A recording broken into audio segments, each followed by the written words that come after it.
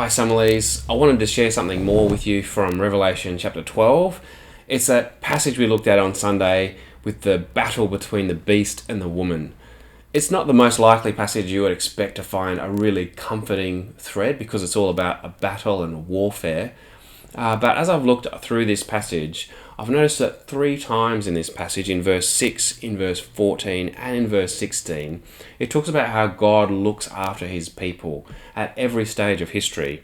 So in verse 14, it says, "The woman was given the 2 wings of a great eagle, so that she might fly to the place prepared for her in the wilderness, where she would be taken care of." And I thought that's such a lovely thing to bring out, and I didn't bring it out on Sunday, so I wanted to bring that out to you now, just to encourage you that God takes care of his people. And I came across a hymn during the week as well that talks about this: "Be not dismayed, whate'er betide."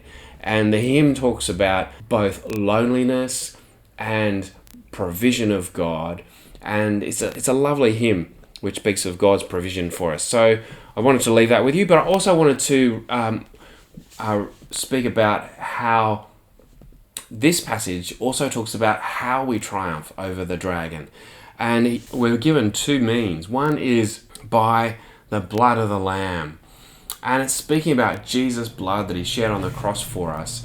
But it picks up that image of the Lamb from the Old Testament in the book of Exodus, where the blood of the Lamb was applied to the doorpost and the lintel of the house, and how the death could not touch God's people when the blood was applied. And that's a beautiful picture of the safety and security that we have because of Jesus' blood, which has been shed for us to wash away our sins and is applied to us by faith.